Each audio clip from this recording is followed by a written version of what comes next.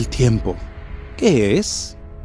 Todo lo que es y todo lo que fue y todo lo que será se encuentra en esta dimensión que conocemos como tiempo. El tiempo se compone de tres partes distintas: el pasado, el futuro y una breve y estrecha parte de la vida que cada uno experimenta llamada el presente.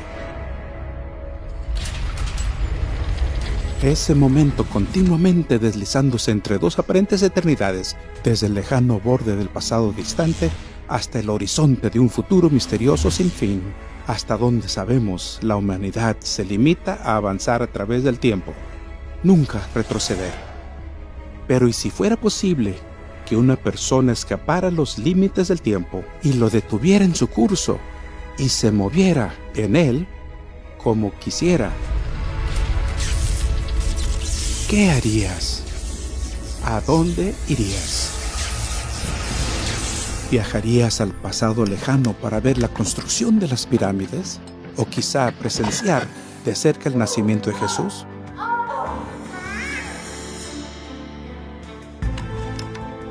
O tal vez hasta volver atrás en el tiempo para evitar el asesinato de Abraham Lincoln.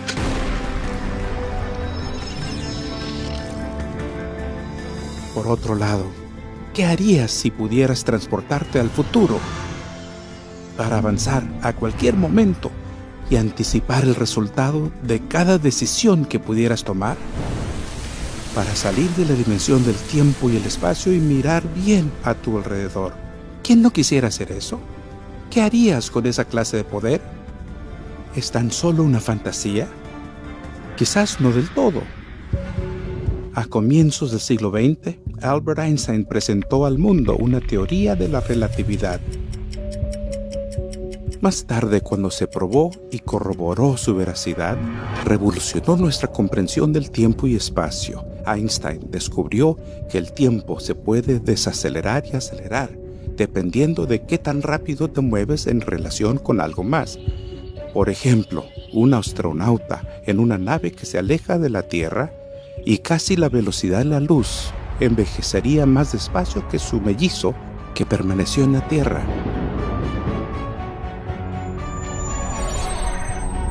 Para cuando el astronauta regrese, su mellizo en la Tierra habría envejecido muchos años en comparación al tiempo que él envejeció mientras estuvo en el espacio. El astronauta sentiría como si hubiera viajado al futuro.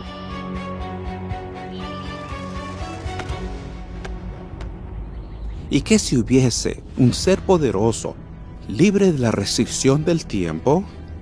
Un ser con poder absoluto sobre el tiempo y el espacio. Alguien que conozca el futuro mejor que tú conoces tu propio pasado. ¿Imposible? Y si pudiera probarlo, puede hacerlo con este libro, la Biblia.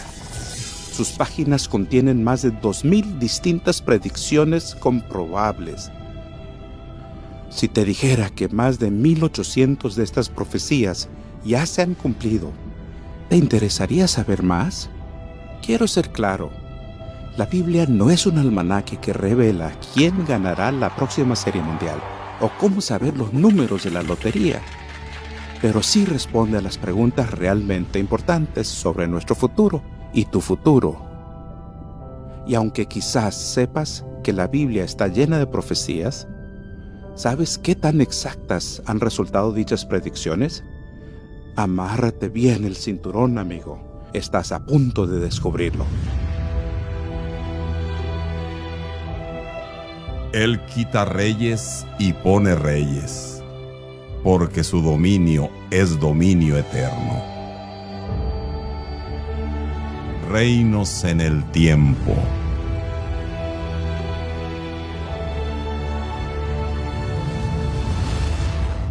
En el principio, ¿ves? La Biblia habla del tiempo. Comencemos con un poco de contexto.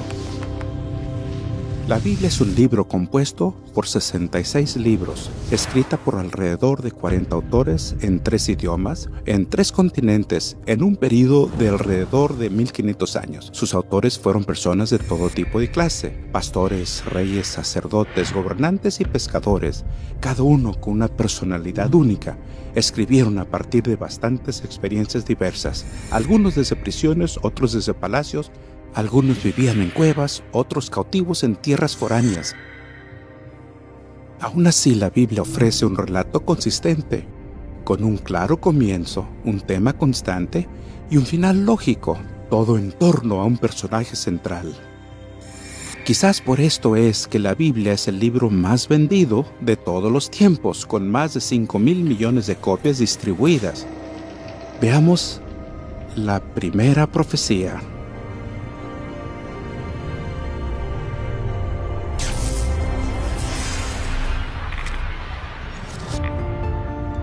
El Evangelio según Mateo relata que en el año 30 DC Jesús predijo la destrucción de Jerusalén con gran detalle. 40 años antes de que aconteciera, señaló las inmensas lustrosas piedras y columnas de mármol y sorprendió a los discípulos diciendo: En verdad les digo que no quedará aquí piedra sobre piedra que no sea derribada. Cuando Jesús predijo que no quedaría una sola piedra sobre piedra en el templo, ¿puedes imaginarte lo que sintieron los judíos de la época? Este fue un proyecto de construcción que se realizó durante casi 100 años. Jerusalén es donde se encontraba la presencia de Dios, el Shekinah de Dios. Es decir, en el templo, Dios estaba allí, literalmente allí. El templo fue el proyecto de construcción más grande alguna vez realizada en el Imperio Romano. Era enorme. Por ejemplo, el Coliseo de Roma se emplaza en un predio de 6 acres. Cuando miras el monte del Templo de Jerusalén, son 36 acres, 6 veces más grande. Los discípulos quedaron asombrados con esta predicción, dado que el templo era la joya de la corona de la nación. Se construyó con toneladas de grandes piedras preciosas. Una de las primeras piedras aún se puede ver hoy. Mide más de 12 metros de largo por más de 4 metros de ancho y pesa más de 500 toneladas. Más que 100 elefantes. Pero la profecía de Jesús se hizo realidad. Según el reconocido historiador Josefo, durante la conquista de Jerusalén, cuando los soldados romanos prendieron fuego al templo, el calor extremo derritió el abundante oro que adornaba el sitio de adoración. Esto hizo que el metal precioso se licuara y se filtrara por las grietas de las piedras de fundación.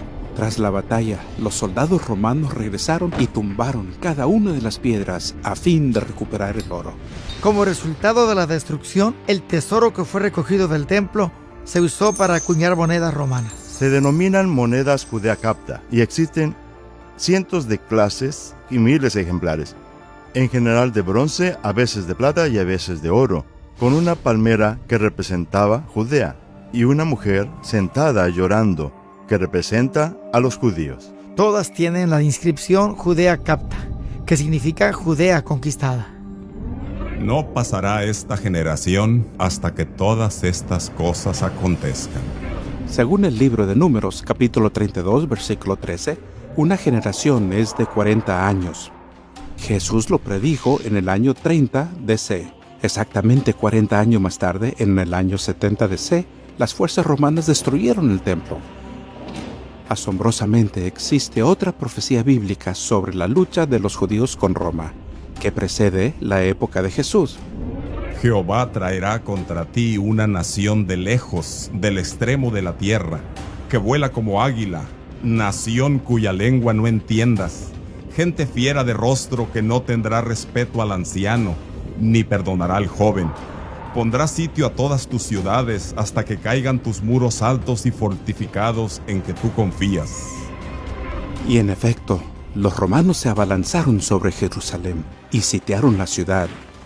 En línea con la profecía de Moisés, las banderas romanas tenían la imagen de águilas al resplandor del sol.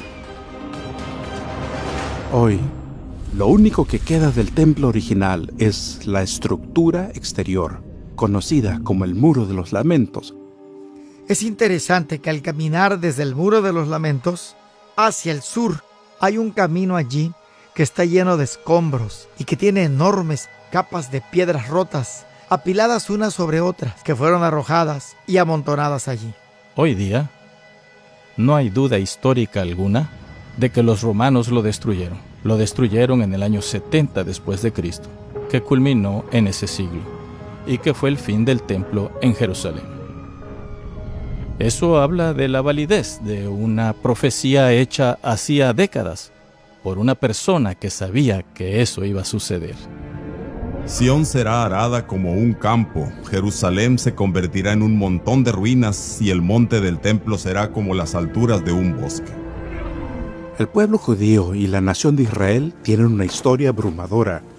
Ninguna otra nación del mundo ha sido desplazada tantas veces. Sobreviviendo múltiples intentos de genocidio, este pueblo fuerte y resistente ha renacido una y otra vez, reclamando su tierra y prosperando. Es increíble que hayan preservado su lengua e identidad únicas y aún después de casi 2000 años de esclavitud, persecución y dispersión mundial. Y caerán a filo de espada, y serán llevados cautivos a todas las naciones. Y Jerusalén será hollada de los gentiles hasta que los tiempos de los gentiles sean cumplidos. Es notable que después de que los romanos les prohibieran estar allí, que los cristianos les prohibiera estar allí, y los musulmanes, los judíos siempre han regresado a Jerusalén. Mucho antes del Estado de Israel, al menos hacia 1870, incluso hacia 1860 o 1850, los judíos eran un pueblo mayoritario en Jerusalén bajo los otomanos. ¿Por qué? Porque allí es donde querían ir. Así dice el Señor Dios. He aquí, yo tomo a los hijos de Israel de entre los gentiles a los cuales fueron, y los juntaré de todas partes y los traeré a su tierra, y los haré una nación en la tierra, en los montes de Israel. En mayo de 1948, el Estado judío se restauró como nación independiente. Hoy día, este país relativamente pequeño se ha vuelto en una potencia nuclear reconocida en el mundo, líder en innovación y tecnología. Jeremías 25 posee otra profecía asombrosa sobre la destrucción de Jerusalén y su milagrosa restauración. Y toda esta tierra será puesta en soledad, en espanto, y servirán estos gentiles al rey de Babilonia 70 años. 600 años antes de Cristo, se predijo que debido a la desobediencia de la nación, Jerusalén sería conquistada, el templo judío destruido y el pueblo sería tomado cautivo en Babilonia por 70 años. Esto sucedió en el año 607 AC, cuando Nabucodonosor, rey de Babilonia, conquistó Jerusalén. El rey de los judíos, el sacerdocio y los nobles fueron llevados desde Jerusalén y Judea hasta Babilonia. Sabemos que estuvieron allí. Llevaron con ellos sus libros sagrados, los 5 de Moisés y los otros libros. Y de algún modo aquí es donde comienza el judaísmo moderno, porque adoraban a Dios en Babilonia, no en Jerusalén. Llevaron a Dios con ellos, la adoración de Dios con ellos. Las crónicas de Babilonia son una serie de tablas, y una tabla en particular que ahora está en el Museo Británico de Londres. La campaña 597 de Nabucodonosor se menciona por su nombre, y su conquista de Jerusalén y Judea se relatan en esta crónica en particular. La profecía sostuvo que reconstruirían la ciudad y el templo, y justo a tiempo, después de 70 años de cautiverio, en 537 AC, el rey persa Ciro conquistó Babilonia y en el primer año de su reino emitió un decreto que permitió al pueblo judío regresar a Jerusalén y reconstruir la ciudad. Cuando el rey Ciro, un persa, se convierte en rey, emite un decreto que permite a los nobles y al pueblo judío que están en Babilonia regresar y reconstruir el templo. El Señor Dios de los cielos me ha dado todos los reinos de la tierra, y me ha mandado que le edifique casa en Jerusalén, que está en Judá. ¿Quién entre vosotros de todo su pueblo sea Dios con él y suba a Jerusalén, que está en Judá, y edifique la casa del Señor Dios de Israel? Él es Dios, la cual está en Jerusalén. De hecho, miren esto. En 1879, arqueólogos desenterraron el cilindro de Ciro. que posee la política del rey de Persia para repatriar pueblos conquistados como los judíos. El cilindro Ciro es uno de los hallazgos más asombrosos de Babilonia. Relata cuando Ciro llega a la ciudad. Es recibido por el pueblo y es considerado como un salvador, lo que es una ironía, dado que conquistó Babilonia. Esdras nos da claros indicios en la Biblia de que ese fue el momento en que al pueblo se le permitió regresar a Jerusalén para reconstruir y restablecerse en la tierra, justo como Jeremías predijo que ocurriría tras 70 años de cautiverio. Amigos, estamos a punto de ahondar en la profecía más espectacular e indiscutible de la Biblia que prueba la validez de su inspiración. En 10 versículos sorprendentes que contienen solo 340 palabras, esta profecía relata el ascenso y caída de imperios desde los tiempos de antigua Babilonia hasta la segunda venida de Cristo. Una noche hace más o menos 2500 años, el poderoso rey de Babilonia, Nabucodonosor, se quedó dormido mientras contemplaba la vasta gloria de su reino.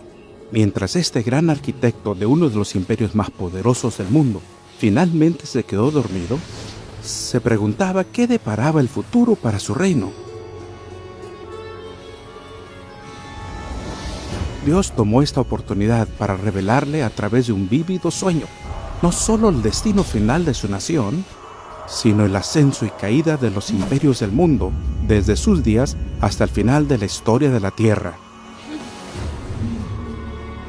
En este increíble sueño profético descrito en Daniel capítulo 2, Dios le mostró a Nabucodonosor una estatua colosal con la cabeza hecha de oro, el pecho de plata, los muslos y el vientre de bronce, piernas hechas de hierro y los pies y dedos de arcilla y hierro. De repente, una enorme piedra cayó de los cielos y aplastó al ídolo, volviéndolo trizas y polvo.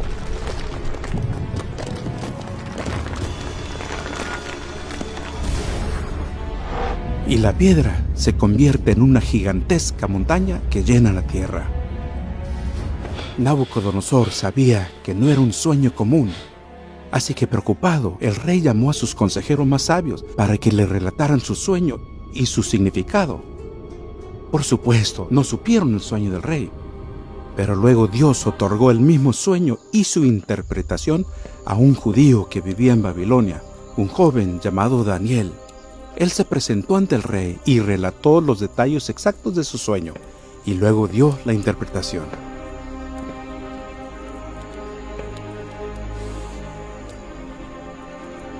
El profeta divulgó los próximos 2 milenios de imperios mundiales que afectarían al pueblo de Dios, y hasta ahora todo ha sucedido según la predicción. Daniel dijo que la cabeza de oro representaba el reino de Nabucodonosor. Babilonia, que gobernó el mundo del 612 al 539 AC, fue uno de los imperios más ricos y poderosos de la antigüedad, uno que podía describirse como la cabeza de oro.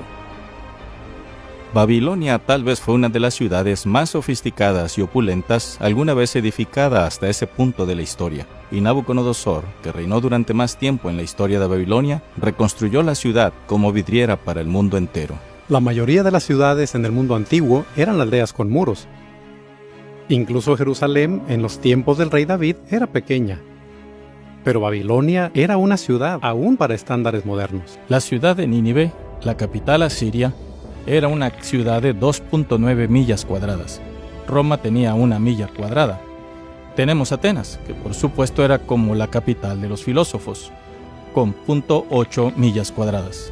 Y luego está Babilonia, con 4 millas cuadradas. Era 4 veces el tamaño de Roma. Lo que tenemos en esta asombrosa ciudad es arquitectura de lo más increíble. Tenemos la ciudad rodeada por 8 puertas, cada una lleva el nombre de una deidad. La más famosa es la Puerta de Ishtar, que ahora se encuentra en el Museo Borderas-Etiasches de Berlín. El río Éufrates atravesaba la ciudad. También había muros que rodeaban la ciudad. Eran muros dobles.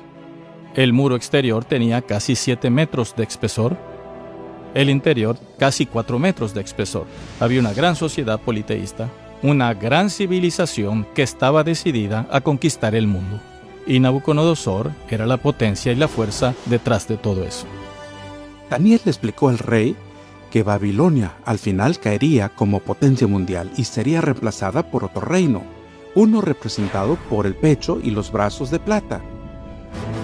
Conducido por el rey Ciro en 539 AC, el imperio medo-persa tomó Babilonia en una brillante maniobra militar.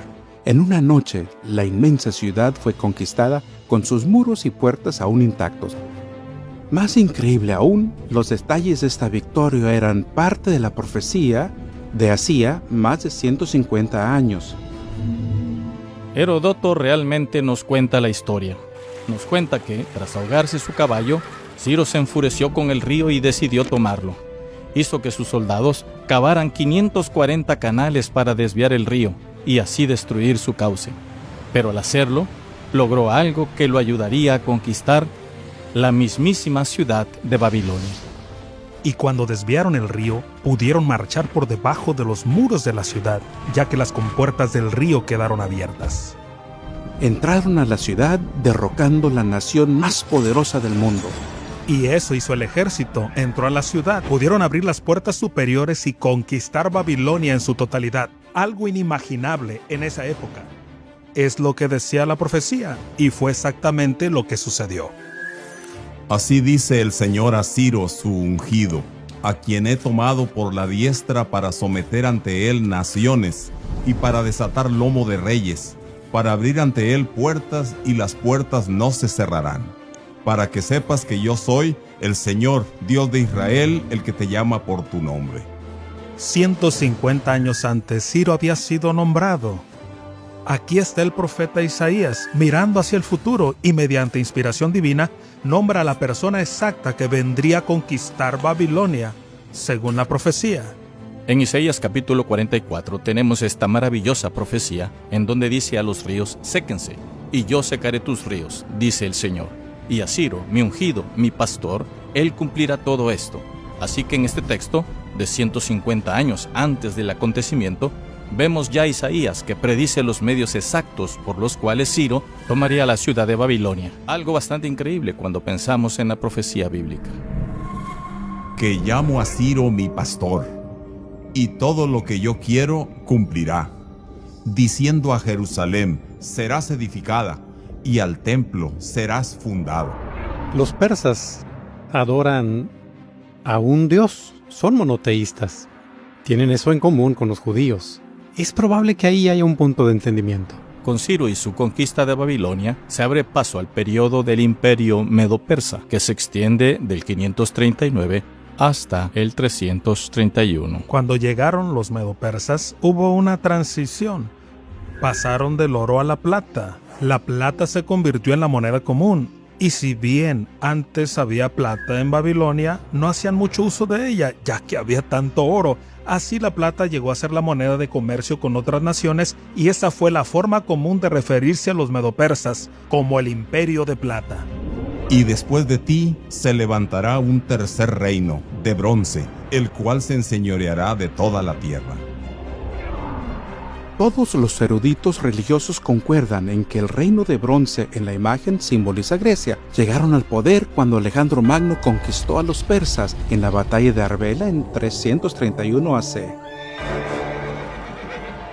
A menudo se describe a Alejandro Magno como griego, y estrictamente hablando así era. Fue educado a los pies de Aristóteles. Era un joven gobernante muy carismático. Su padre, Filipo II de Macedonia, fue asesinado y Alejandro tomó el poder. De inmediato comenzó a soñar en hacer realidad los objetivos de su padre: conquistar el imperio persa. Alejandro Magno fue coronado rey con solo 18 años, pero era un prodigio militar. De hecho, en la actualidad, Alejandro Magno es sinónimo de genialidad y conquista militar. Al llegar a una ciudad le decían, ¿por qué hemos de rendirnos ante ti?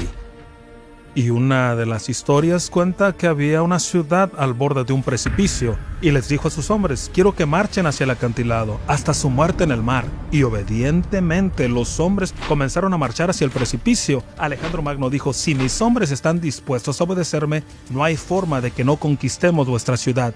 Y esa ciudad en particular simplemente se rindió. Fue capaz de lograr en muy poco tiempo lo que otros no pudieron lograr en toda una vida. y en una serie de campañas, después de haberse coronado rey de Egipto, continuó avanzando al este, hasta encontrarse con el rey de Persia, Darío III.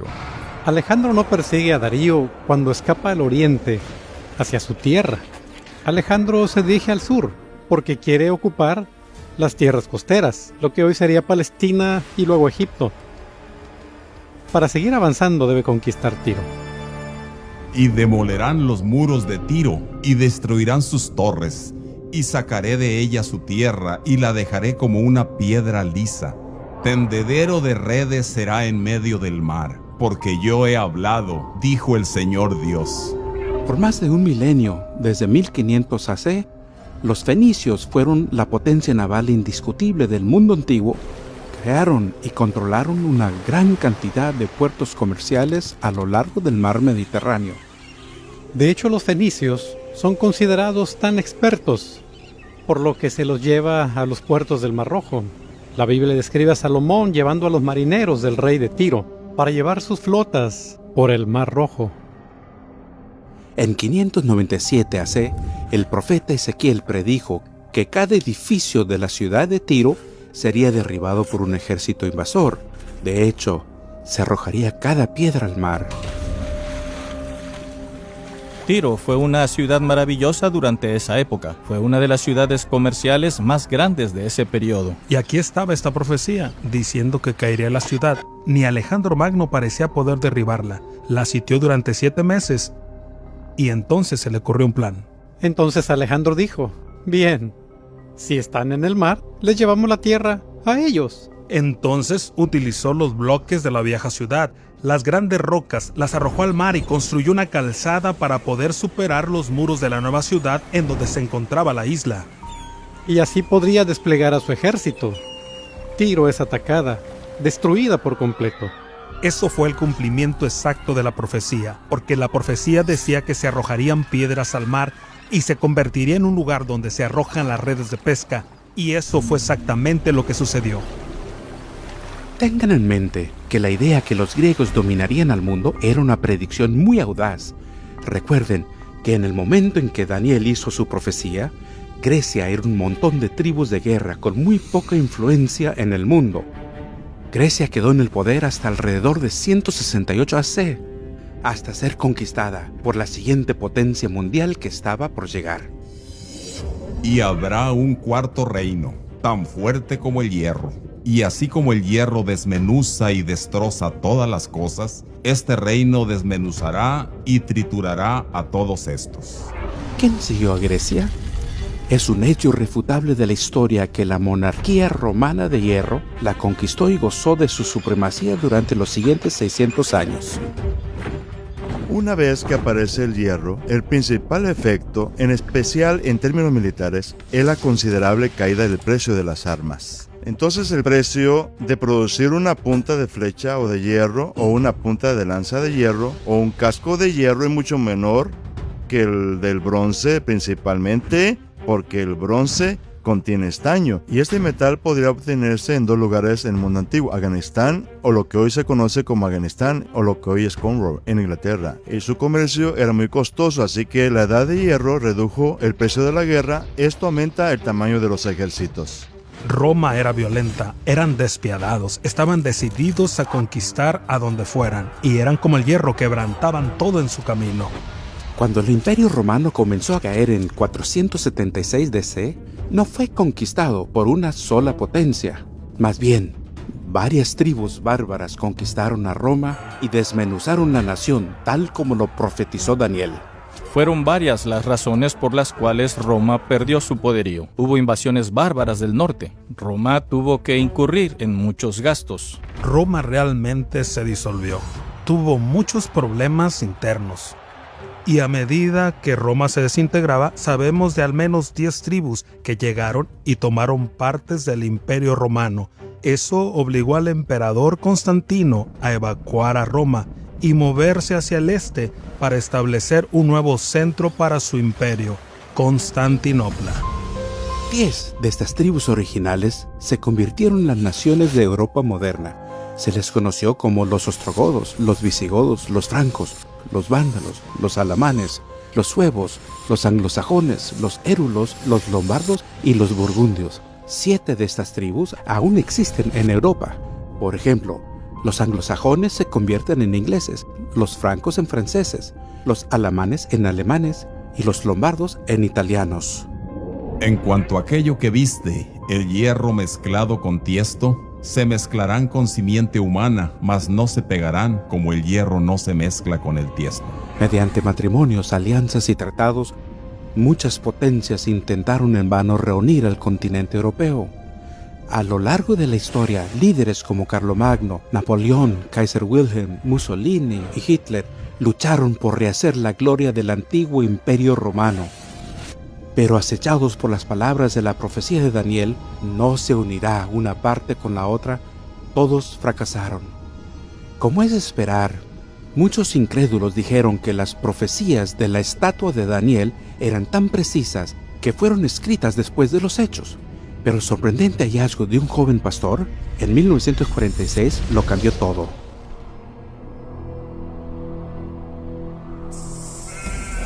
Un joven pastor beduino salió con sus amigos a pastorear sus ovejas y arrojar piedras, algo habitual en los jóvenes. Vio una abertura en la roca. Estaba frente a ella. Tomó una piedra y por supuesto la arrojó hacia adentro. Al caer dentro de la cueva, escuchó el ruido de cerámica que se rompía, un ruido bastante singular.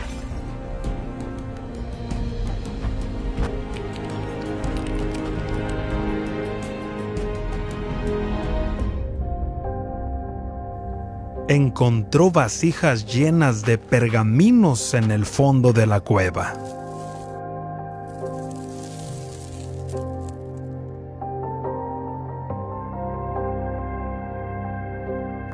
Llevó 1 o 2 consigo y se los mostró a su familia. Ellos lo llevaron al mercader de antigüedades de Belén y de allí pasaron a Jerusalén. Y finalmente, alguien reconoció de qué se trataba y se realizó una expedición a las cuevas de Qumrán. En total, se encontraron unos 1000 manuscritos diferentes. Y existen pergaminos completos, como el famoso pergamino de Isaías. Todos datan aproximadamente de 250 AC a 70 DC. Del rollo de Isaías se conservaron los 66 capítulos, y es prácticamente igual al libro de Isaías que tenemos hoy. No hay diferencias teológicas, no hay grandes diferencias históricas. Un arqueólogo fue a examinar los manuscritos del Mar Muerto. Los comparó con nuestra Biblia y cuando observó la evidencia dijo: los libros del Antiguo Testamento son tan antiguos y precisos como decíamos que eran. El descubrimiento de los ríos del Mar Muerto y otros hallazgos brindan pruebas irrefutables de que la profecía de Daniel fue escrita mucho antes que los hechos que predijo. Varias veces en la Biblia, Dios predijo el surgimiento y la caída de reinos particulares, por lo que cuando sucede, sabemos que Él tiene el futuro en sus manos. Por ejemplo, la ciudad de Babilonia, su pueblo y casi todo el mundo creía que era la ciudad indestructible. Sin embargo, Dios predijo: Y Babilonia, hermosura de los reinos, gloria del orgullo de los caldeos, será como cuando Dios destruyó a Sodoma y a Gomorra. Nunca más será poblada ni habitada de generación en generación. Hemos aprendido que Babilonia cayó de su poder a manos de Ciro, el rey persa. ¿Pero volvió a resurgir? Cuando Saddam Hussein llegó al poder en Irak, soñó en reconstruir y repoblar la antigua ciudad de Babilonia. Quería hacerlo para frustrar la profecía bíblica y para desacreditar la nación de Israel. Decía que los grandes palacios de Babilonia y sus legendarios jardines colgantes, una de las 7 maravillas del mundo antiguo, surgirían del desierto. Pero la historia reciente muestra cómo se esfumaron sus planes en la Primera Guerra del Golfo en Irak, y Babilonia, hasta la fecha, continúa sin ser reconstruida, y solo unos pocos turistas visitan sus ruinas.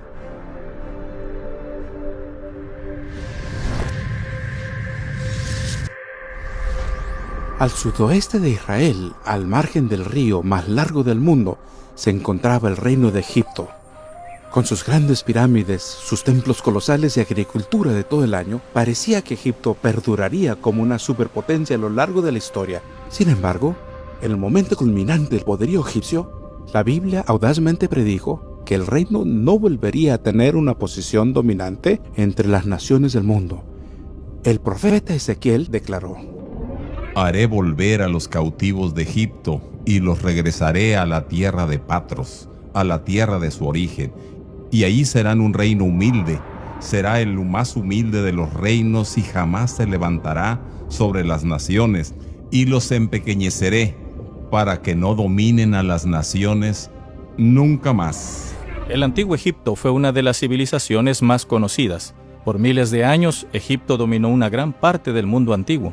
Se hicieron campañas en Canaán durante el periodo del Nuevo Reino, cuando faraones como Tutmosis III y Ramsés II se hicieron de renombre. Mucho antes de esto, por supuesto, se construyeron las pirámides en los comienzos de la historia egipcia. Pero a medida que Egipto avanza, encontramos una caída en la antigua cultura egipcia. Esta caída ocurre durante el curso de las dinastías y con el paso del tiempo, y finalmente, Egipto termina perdiendo su prominencia por completo. Egipto no es en la actualidad lo que solía ser en la antigüedad, y aún se pueden ver las pirámides de pie en esa enorme y vasta metrópolis de una ciudad llamada Cairo. Pero a menudo pensamos en lo que lograron los pueblos antiguos y lo distinto que es hoy al compararlo con esa gloriosa época de la historia. El imperio asirio alguna vez dominó el Medio Oriente, que comprende más de 500.000 de millas cuadradas. La antigua ciudad capital de Nínive se ubicaba del lado este del río Tigris, justo enfrente de lo que hoy conocemos como Mosul en Irak. Quizá recuerden que tras estar 3 días en el vientre del pez, el profeta Jonás debió advertir a los habitantes de Nínive que se arrepintieran. Si bien se puso en marcha un renacimiento, no perduró, y Nínive cayó en un estado de violencia e inmoralidad que atormentaría a sus vecinos los judíos. Como señal del juicio de Dios, en 615 AC, el profeta Nahum predijo con gran detalle la futura destrucción de Nínive. Porque ellos, como espinos enmarañados y ebrios con su bebida, serán consumidos como paja totalmente seca. Esto sucedió 3 años después, en 612 AC, en manos de los babilonios.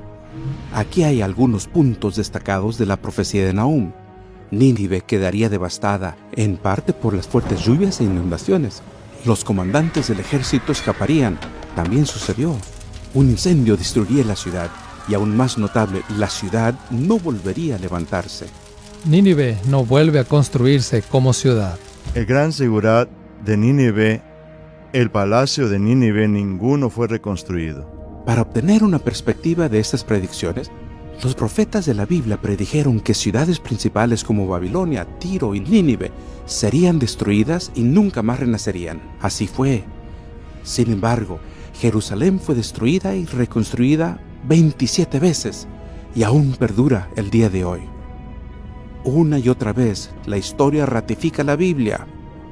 Además, casi todos los nombres de reyes, generales y líderes bíblicos fueron confirmados y aceptados por la arqueología moderna. Pero el verdadero foco central de toda la profecía bíblica es una persona. Jesús es el tema central de las Escrituras. La Biblia relata su historia, comienza y termina con Cristo. Por lo tanto, no debería sorprendernos encontrar profecías acerca de la llegada del Mesías en el Antiguo Testamento. Quizás sea el momento de repasarlo rápidamente. En realidad, la Biblia está dividida en 2 colecciones de libros. El Antiguo Testamento contiene 39 libros que incluyen la ley de Moisés, las historias, profecías y escritos sagrados que tuvieron lugar antes del nacimiento de Jesús. La última colección es de 27 libros que contiene el Nuevo Testamento. Cubre la historia del nacimiento, la vida y enseñanzas de Jesús. Luego siguen las escrituras de los apóstoles y las profecías de Apocalipsis. Resulta increíble que dispersas por todo el Antiguo Testamento hay más de 300 profecías que predicen la llegada de Cristo, algunas con detalle asombroso. En el Nuevo Testamento encontramos un relato sorprendente del cumplimiento de todas estas profecías. Recuerden, alrededor de 400 años separan el final del Antiguo Testamento y el inicio del Nuevo Testamento. Me gustaría también mencionar que sabemos con certeza, por el descubrimiento y datación de los rollos del Mar Muerto, que todo esto fue escrito mucho antes de que sucediera. Ahora, tomemos un instante para analizar algunas de estas increíbles profecías. Cada año, más de 1.000 millones de cristianos celebran la llegada de Cristo. Aunque según las Escrituras es poco probable que Jesús haya nacido el 25 de diciembre, queda claro que su nacimiento fue predicho y esperado. Pero tú, Belén Efrata, aunque eres pequeña entre las familias de Judá, de ti me saldrá el que ha de ser gobernante en Israel, y sus orígenes son desde tiempos antiguos, desde los días de la eternidad. Sorprendentemente, para que esta profecía se haga realidad, Dios tendría que reubicar a José desde su ciudad natal, Nazaret, y llevarlos a él y a María 70 millas al sur a Belén, ciudad natal de la familia de José. La historia muestra que este censo tuvo lugar alrededor de 4 AC. Después de que Jesús nació en Belén de Judea, en tiempos del rey Herodes, he aquí unos magos del oriente llegaron a Jerusalén diciendo: ¿Dónde está el rey de los judíos que ha nacido? Porque vimos su estrella en el oriente y hemos venido a adorarle.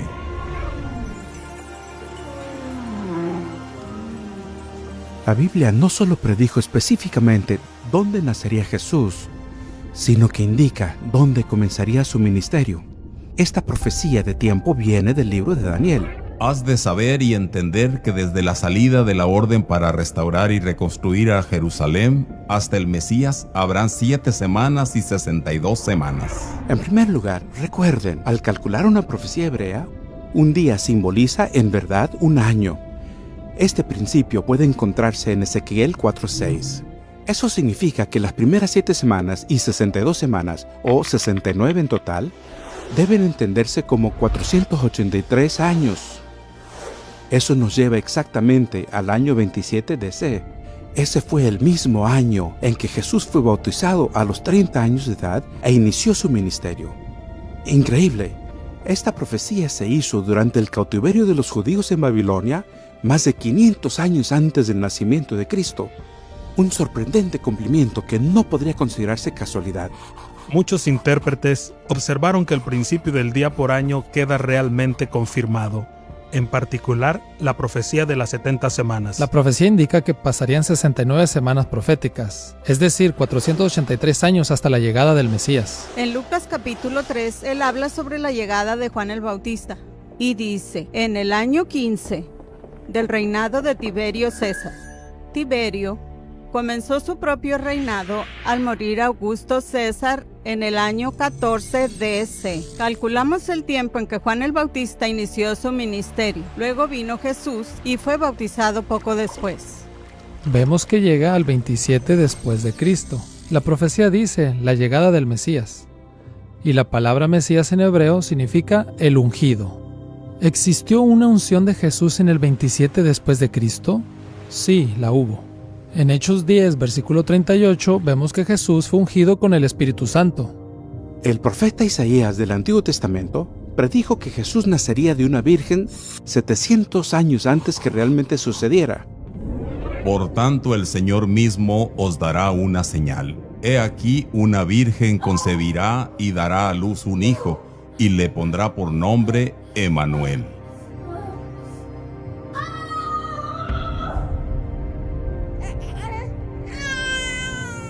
Quiero que presten atención a 2 cosas notables: una virgen que da a luz y un nacimiento en Belén.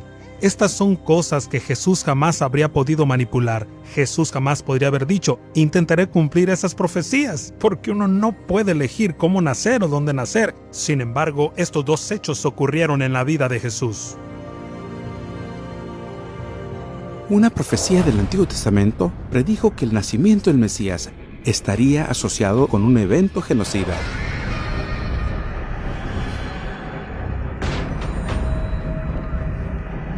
Se oye una voz en Ramá, lamento y llanto amargo, Raquel llora por sus hijos, rehúsa ser consolada porque sus hijos ya no existen. Debido a este violento intento de tomar la vida del bebé Jesús, sus padres fueron obligados a escapar a Egipto por seguridad. Y él, levantándose, tomó de noche al niño y a su madre, y se trasladó a Egipto, y estuvo allá hasta la muerte de Herodes, para que se cumpliera lo que el Señor habló por medio del profeta, diciendo: de Egipto llamé a mi hijo. Así fue como la nación judía llegó a Egipto, y ahora eran llamados a salir de Egipto. Jesús va a Egipto, al exilio, y luego es llamado del exilio. Sin duda, algunas de las profecías más sorprendentes respecto a Cristo son las que encontramos en el libro de Isaías, que pone énfasis en los detalles de su ministerio. Estas profecías hablaban sobre lo que Jesús hizo. Trajo esperanza, trajo sanidad, fue luz para los gentiles, fue alguien capaz de restaurar la vista a los ciegos, pudo liberar a los presos. Y cita otro pasaje en Isaías 35 sobre la curación del hombre ciego y el cojo y dice: observen. Luego continúa con lo que estaba haciendo, sanando ciegos y cojos. Él está deshaciendo esas maldiciones de quebrantar el pacto y los va a restaurar para que ellos experimenten una vez más la gracia de Dios. Jesús reveló gran poder durante su ministerio, sanando a los enfermos, calmando las tormentas, incluso reviviendo a los muertos. Los autores de la Biblia predijeron y documentaron que a pesar de su increíble poder y autoridad, aún sería un humilde y modesto servidor, un modelo a imitar. Por ejemplo, en Zacarías 9, versículo 9, leemos: regocíjate sobremanera, hija de Sión, da voces de júbilo, hija de Jerusalén. He aquí, tu rey viene a ti, justo y dotado de salvación, humilde, montado en un asno, en un pollino, hijo de asna. 500 años antes de la llegada de Jesús, Zacarías había profetizado. Dijo que vendría un rey montado sobre un asno, y eso se convirtió en una tradición. Entonces, al entrar a Jerusalén, con la multitud que gritaba Hosana y extendiendo sus mantos ante él y palmas, la gente hubiera entendido, porque habrían pensado: Jesús se está posicionando como rey, está por iniciar un golpe de estado. Pero Jesús no era esa clase de rey. Jesús parece haber escogido montar un asno para declarar que era un rey antes de ir a la cruz. Este sorprendente hecho fue presenciado por miles de personas solo unos días antes de la crucifixión de Jesús, aunque fácilmente se hubiera podido negar, pero el autor que lo presenció lo registra como un hecho histórico. No hay nada más convincente que las profecías sobre la traición, el juicio, la crucifixión y la resurrección de Jesús. Primeramente, el Antiguo Testamento predijo que el Mesías sería traicionado por un amigo después de compartir pan con él. Como todos saben, Judas traicionó a Jesús justo después de la última cena. Jesús predijo que sería traicionado. Esto en verdad conmocionó a sus discípulos. Alguien que es parte del círculo interno es un traidor y traiciona esa confianza. Hay una razón por la cual las personas no nombran a sus hijos Judas.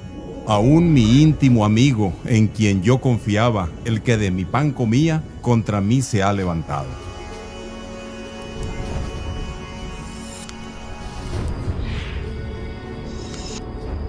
De hecho, el Antiguo Testamento predijo el precio exacto que se pagaría por traicionar al Mesías. Si os parece bien, dadme mi paga.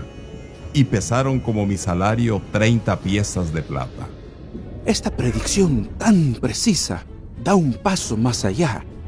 El profeta Zacarías predijo cómo se usaría el dinero de sangre dado para traicionar a Jesús. Entonces el Señor me dijo: arrójalo al alfarero, ese magnífico precio con que me valoraron. Tomé pues las 30 piezas de plata y las arrojé al alfarero en la casa del Señor. Cuando Judas se da cuenta de que Jesús no hará nada para liberarse, se llena de remordimiento. Él está conmocionado por lo que hizo. De repente toma conciencia de que traicionó a su maestro. Entonces vuelve al sacerdote con el dinero. Le dice: he traicionado sangre inocente. Pero ellos dijeron: ¿qué nos importa a nosotros? Es asunto tuyo. Entonces él, arrojando las piezas de plata dentro del santuario, se apartó, se fue y se ahorcó. Los principales sacerdotes, tomando las piezas de plata, dijeron: no es lícito ponerlas en el tesoro de las ofrendas, porque es precio de sangre. Y habiendo tomado acuerdo, compraron con ellas el campo del alfarero para sepultura de los extranjeros. Veamos ahora a Jesús. Allí está Jesús de pie delante de Pilato. Se rehúsa a defenderse. Fue oprimido y afligido, pero no abrió su boca, como cordero que es llevado al matadero.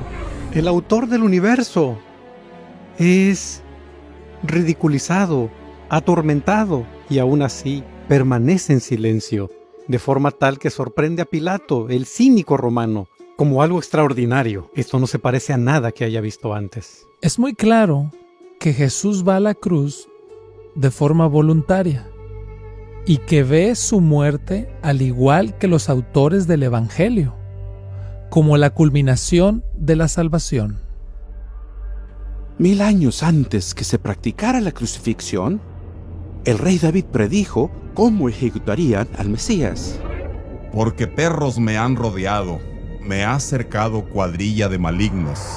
Horadaron mis manos y mis pies, repartieron entre sí mis vestidos y sobre mi ropa echaron suertes. Vemos a Jesús ahí en la cruz con un grupo a su alrededor que se burlan, empleando las mismas palabras del Salmo 22. Encontramos que sus ropas están divididas. La intensidad del dolor es literalmente inimaginable. Fue diseñado para ser así. Te torturaban hasta la muerte. Si la intención era terminar un movimiento, esto es lo que se tendría que hacer. Es notable que en realidad no es el fin del movimiento de Jesús, es el inicio. La buena noticia sobre Jesús es que la tumba no pudo retenerlo. Como registran los 4 evangelios, quedó documentado que durante 40 días tras su muerte, cientos de testigos vieron y tocaron y escucharon al hombre que había sido crucificado y sepultado. Al volver las mujeres dijeron: vimos a Jesús. Sí, claro. Pero no les creyeron. Una y otra vez no les creyeron, hasta que el mismo Jesús dijo: vean mis manos, aquí están las marcas de los clavos. Nadie más en la historia pretende haber resucitado de entre los muertos. Sabemos lo extraordinario que es, porque cuando los primeros cristianos comenzaron a proclamarlo, para la gente era absurdo. ¿Por qué harían los discípulos una afirmación tan escandalosa? Algo completamente desconocido, si no fuera cierto. Pues tú no abandonarás mi alma en el Seol, ni permitirás a tu santo ver corrupción. Increíblemente, hasta el historiador judío Flavio Josefo se refiere a la resurrección de Jesús y a su influencia en el pueblo, en su diario de la historia judía.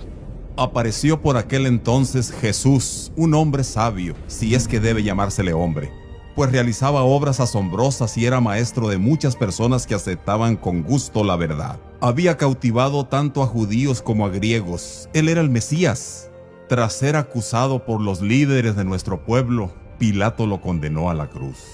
Los que habían llegado a amarlo no lo dejaron. Resucitó y al tercer día se les apareció. Los profetas de Dios habían predicho todas estas cosas y miles se maravillaban de él. Ha sido un viaje extraordinario ver la cantidad de predicciones de la Biblia que se volvieron realidad. Desde el auge de la caída de las naciones hasta el ministerio del Mesías, descubrimos pruebas indiscutibles de que la Biblia viene de la mano de aquel que no está limitado por el tiempo y el espacio. Que la Biblia es una comunicación sobrenatural de Dios para con el hombre. Pero ¿por qué es esto tan importante? ¿De qué manera nos afecta hoy? ¿Tiene la Biblia algo que decir sobre los tiempos caóticos en que vivimos? El libro de Daniel hace una predicción profunda de las personas de nuestra época.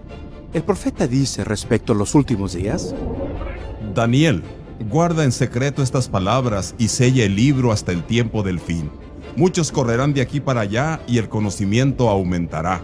No se requiere ser erudito para darse cuenta que se cumplió en formas que ni Daniel hubiera imaginado. En solo una vida, el conocimiento creció tanto más allá de nuestro entendimiento. En la medicina, agricultura, transporte y electrónica digital. Imagínense tener que enseñarle al profeta Daniel cómo hacer una búsqueda Google desde el celular. ¿Y qué hay sobre correr de aquí para allá? Después de más de 6.000 años de viajar a caballo, las personas pueden ahora viajar en avión a velocidad supersónica. Nuestra última profecía hablará sobre una predicción hecha por Jesús mismo. Una semana antes de la crucifixión, Jesús predijo: Y este evangelio del reino se predicará en todo el mundo, como testimonio a todas las naciones, y entonces vendrá el fin. ¿Se imaginan la respuesta sonriente de las personas en esa época al escuchar esa audaz profecía? ¿Quién se creía que era Jesús?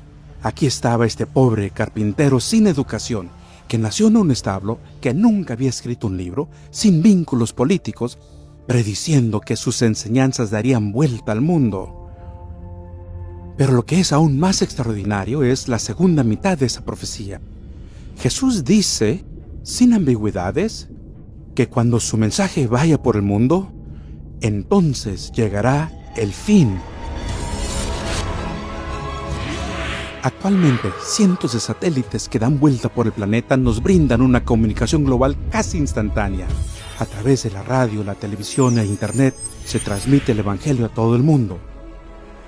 Anteriormente en este programa, hablamos del sueño de Nabucodonosor, de Daniel 2, de una gran imagen.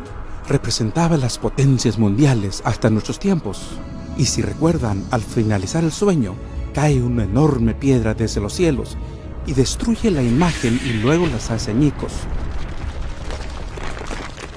¿A quién representa esta piedra? ¿Y qué es ese gran poder que destruye la imagen? Es Jesucristo, la roca eterna. Toda la historia se dirige ahora hacia el dramático final, cuando el Hijo de Dios regrese con poder y gloria. El cumplimiento de la profecía revela que casi llegamos al fin del tiempo. Queda tan solo una pregunta importante por responder. ¿Están preparados para el suceso más grande de la historia del mundo? ¿Están listos para la venida de Jesús? Amigos, pueden estarlo. Porque de tal manera amó Dios al mundo, que dio a su Hijo unigénito, para que todo aquel que en él cree no se pierda, mas tenga vida eterna. Acude a Él en oración y pídele que te perdone y que te salve. Él te promete que lo hará. Entonces, en lugar de tener un fin sin esperanza, podrán tener una esperanza sin fin. Pero el momento es ahora. Hoy es el día. ¿Por qué no le piden ahora?